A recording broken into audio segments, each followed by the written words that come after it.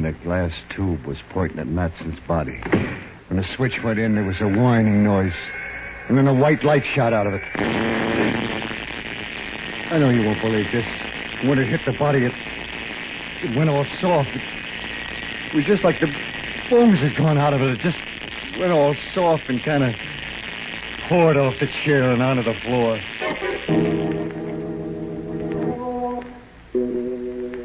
Midnight, the witching hour when the night is darkest, our fears the strongest, and our strength at its lowest ebb. Midnight, when the graves gape open and death strikes. How? You'll learn the answer in just a minute in The Heavy Death.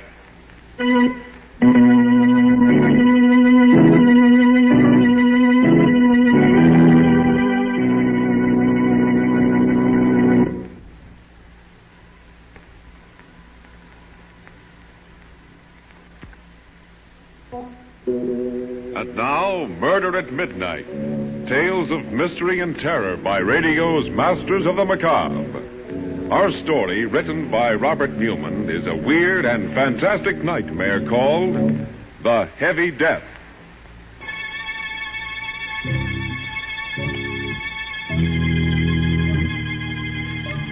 A road just outside the small town of Medford. And running up at his face white and terror-stricken in the moonlight is a small, slight man.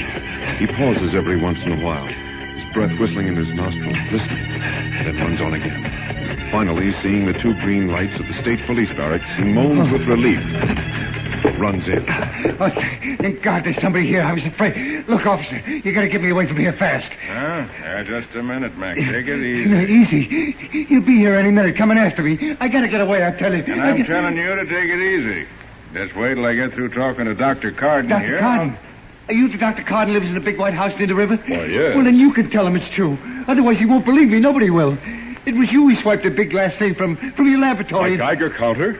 You stole it? Well, he made me do it. Oh, now, whoa. This is getting interesting. That's why Dr. Carden's here. You know anything about his assistant? Young chap named Matson? Yeah. He's dead. He killed him. Matson? Matson dead? Yeah, maybe you better start from the beginning. Tell us the whole story. Yeah, but I tell you, there ain't time. He'd be coming after me and... Oh, okay. Like I said, you won't believe it. My name's Sullivan. They call me Shill because I'm a come-on with Bryant's Giant Carnival. Weight guessing is my racket, but I turn my hand at almost anything, shell game, 3-card Monte. Well, we hit town about 10 days ago for a 3-day stand. The first 2 nights was pretty quiet. The third one was when it happened. There was a pretty fair crowd around, and I was warming him up for some weight guessing, with maybe some side bets, when he came up. Okay, folks, okay. Step up, hurry up. And let Hawkeye Sullivan dish your weight. A Cupid doll and 3 pounds off either way. Now, what do you say, lady? Your weight's not like your age, It always shows. What about you, sir? Guess your weight? Do you really think you can? Do I think? Listen to him, folks. You bet your sweet life, brother. Oh, I have already. The question is, will you bet your sweet life? What? What do you mean? Look, do you want me to guess your weight or not, huh? On the terms I outlined, why, yes. I will be glad to have you try. Try, says he. Okay, folks, here we go. Now, let's see. A big man, a solid man. Hefty pair of arms on him. I say, 195 pounds. 195. And 3 pounds off either way, and you get a Cupid doll. Now, just sit right down here on the scale. There you are. Hey, what goes on here? You broke my scale. Yes, it only goes up to 350 pounds. 300... What do you got in your pockets? Would you like to look? Nah. No, I don't know how you did it, but more power to you, brother. When I lose, I pay with a smile. Well, here's your Cupid. Thank you. No, that's not what we bet. What? What do you mean? I think you know what I mean. The carnival closes in about an hour. I'll be waiting.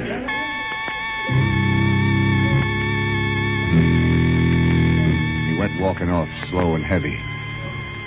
crowd stood around for a couple of minutes, gaping at the broken scale and talking. Then they all decided it was some kind of a gag and went on and forgot about it. For me, I couldn't forget about it.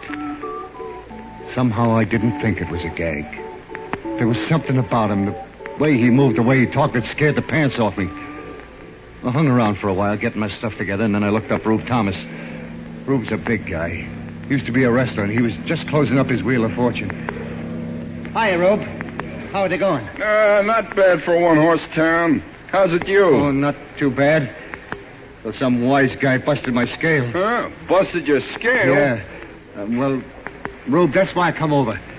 He was a queer duck. I just couldn't figure his pitch, but he said something about waiting for me when he closed up, so I thought... So you thought maybe you should have some protection walking down to the station? Yeah. That's a hot one. What is? You're on your side bets. Well, don't worry about it. Ain't no one gonna lay a finger on you when you're with Rube Thomas. I helped Rube take down the wheel. But even then, we were about the last to leave the fairgrounds. We went out through the main gate. It was pretty dark, but I wasn't worried anymore. I'd never yet seen anybody Rube couldn't handle. Then I heard footsteps. Slow and heavy ones. And then... There you are. I've been waiting for you. Yeah? No kidding? This the guy? Yeah, uh-huh. Okay, Bob. What's the pitch? What's your racket? Racket? There's no racket. Your friend and I had a bet. I've come to collect. Yeah? Well, I'll tell you a funny thing about carnivals. When we pull up stakes and get ready to go, all bets is off. I'm afraid this one can't be called off. You see, I need him. You need him? Yes. You bet your life, remember? And you lost. You mean you... Oh, you're nuts. People who have thought so, but I'm not. Shall we go? No, I ain't gonna. Rube! Take it easy, Shell. I told you all bets was off, mister. Now you're gonna blow 'em, I'm gonna have to get rough with you. I wouldn't if I were you. No? Well, here's one just for luck. Oh, my hand. I warned you. Oh, you... I'll break your bloody neck. I'm sorry. I didn't want to hurt you. You won't believe this. Like you probably won't believe what happened afterwards. He didn't swing or anything. He just kind of dropped his fist on Rube's head. And he smashed in his skull like it hit him with a lead pipe. Good Lord, you killed him. Yes. Shall we go? No, I... Look at me. Into my eyes. That's right. Now remember this. You're mine. Mine to do it exactly as I wish. And you do exactly what I wish. Do you understand? Yes, sir, yes. Good. Then let's go. Something happened. Happened to me then and there. Something I ain't over yet. It wasn't just that I was scared, more scared than I've ever been in my life. It was something else. When I looked into his eyes, it was like I just plain didn't count. That no one or nothing did. Then I just had to do whatever he wanted, whatever he said. We got in his car and drove to your place, Doc, and we stopped in front of it, and he pointed at a kind of low building behind it. That is Dr. Carden's laboratory. And he has something there I need. A Geiger counter. You're going in and get it for me. You mean swipe it? Yes. It would take too much time to make one of my own, and as I said, I need it. Now, it's a long glass tube, about this size, with filaments inside it. Yeah, but suppose somebody sees me. Suppose somebody comes... Carden's away in Washington with that childish atomic energy commission of theirs. There's only Matz and his assistant, and he must be sleeping. If he should try and stop you, well, you'll have to take care of him. But remember, I want that Geiger counter. Like I said, it was like I was numb. Didn't have a mind of my own. I did it. Found an open window. Went in and got what he wanted. Brought it out to him. He didn't say a word.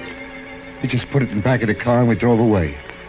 It was about 11:45 when we got to his place. A big rambling house at the foot of a mountain. He took me around the back to a kind of iron door and... Well, it was It was like out of Buck Rogers, the 25th century.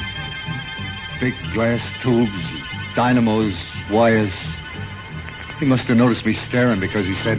Go ahead, look around. There's equipment here that doesn't exist anyplace else in the world. Yeah, but what's it all for? And if I told you, you'd be even more frightened than you are now.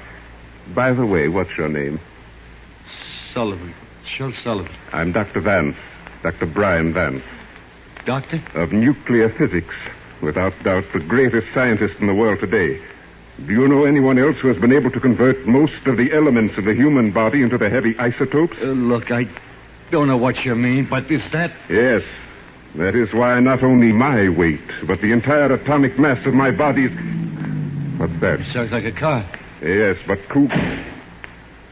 Oh, Matson. He must have heard you in the laboratory, followed us. Well, I was as quiet as I could, be honest. There's nothing to be worried or excited about. Hello, Matson.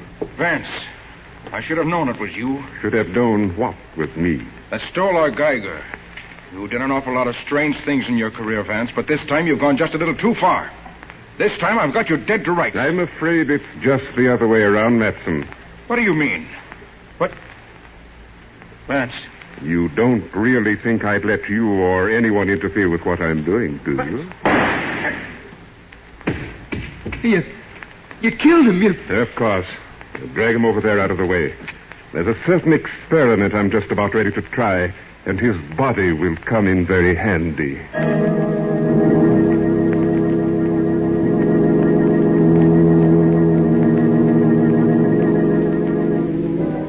With Shel Sullivan staring at him in abject horror, Dr. Vance turns away from the body on the floor, lumbers over to one of his instruments, and begins examining it.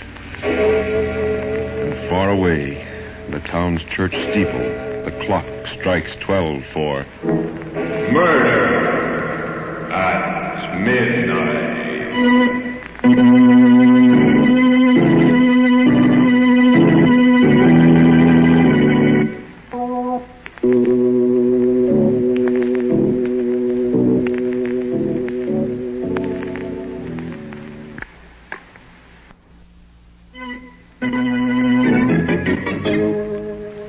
And now, back to Murder at Midnight and The Heavy Death. It's just a moment later. Sergeant Rowe and Dr. Carden staring incredulously at Sullivan as he pauses for a moment in his terrifying story. Then the trooper says, We did find Thomas's body out by the fairground, but it was an accident.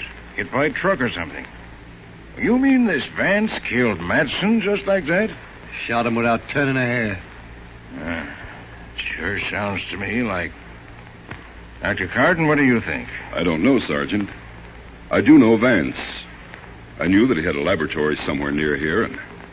Well, it's true that he probably knows as much about nuclear physics as anyone in the world.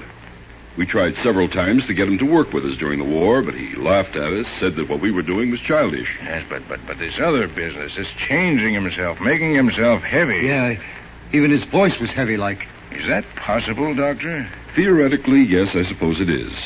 After all, Professor Urey did it with hydrogen, made heavy water. And we've done it with uranium. Yes, but why would he want to do it? Why? There I can only guess. For all his genius, I've always felt Vance was a little mad. It's possible he believes that by changing the atomic weight of his body, he can make it immune to disease. Yeah, that's right. It's true. He said he was going to live forever.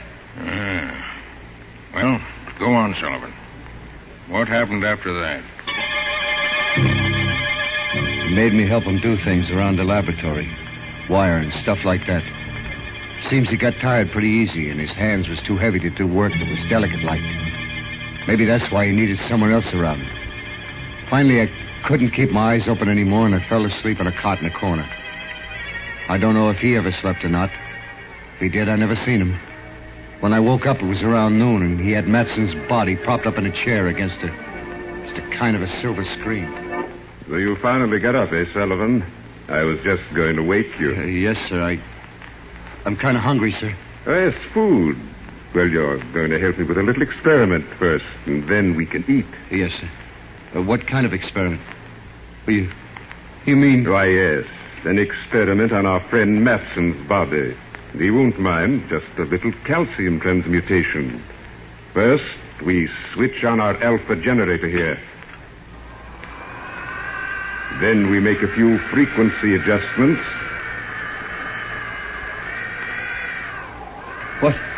What are you going to do? You'll see. Over there, stand by that master switch on the converter. When I give the word... Yes, sir. Let it climb just a little higher. A little higher. Now! Oh, good Lord. No.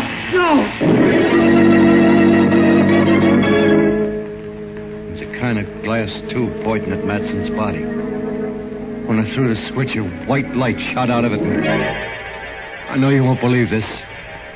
When it hit the body, it went all soft. It was like the bones had gone out of it. It just went all soft and kind of poured off the chair onto the floor.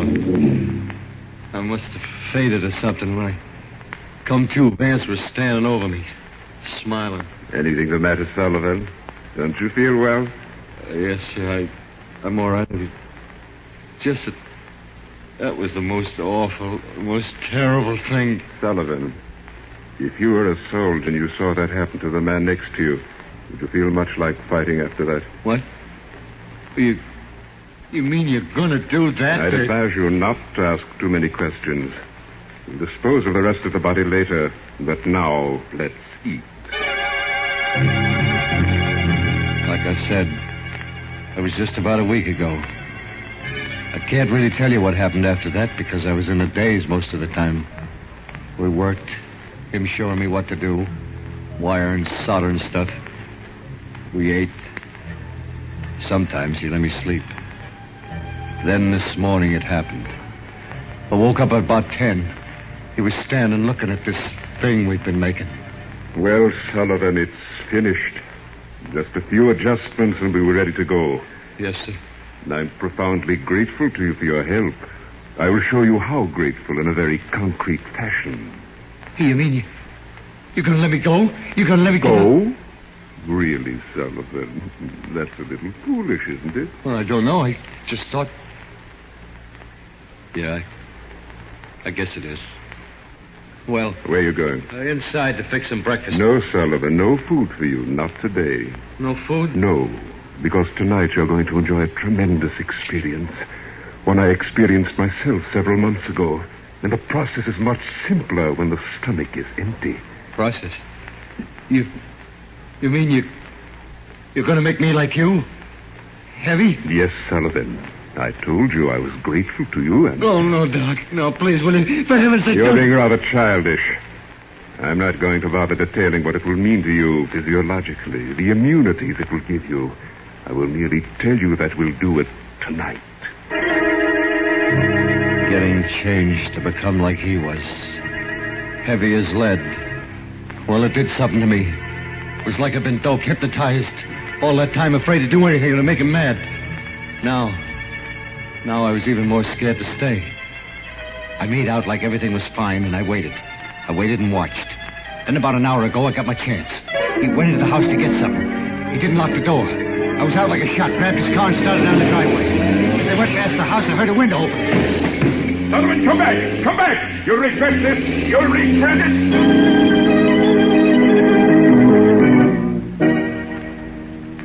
That's the story. I was so jittery, I went to a ditch just outside of town and had to run the rest of the way. I don't care whether you believe me or not, whether you think I'm nuts, what you do to me. I just want one thing. Get me away from here. Get me far away fast. Because he's going to be coming after me, I know it. Well, I'm not saying what I think. Not yet. What about you, Dr. Carden? I wouldn't like to say either. Knowing Vance, I believe he's capable of everything Sullivan told us. And theoretically, everything he described is possible. I told you, I don't care whether you believe me or not. Just get me away from here. I can't for an hour or so. Have to call Bridgeton, have them send down some men. Then we can really go into this. In the meantime, I'll put you in one of the detention cells. You'll be okay there. Are they strong?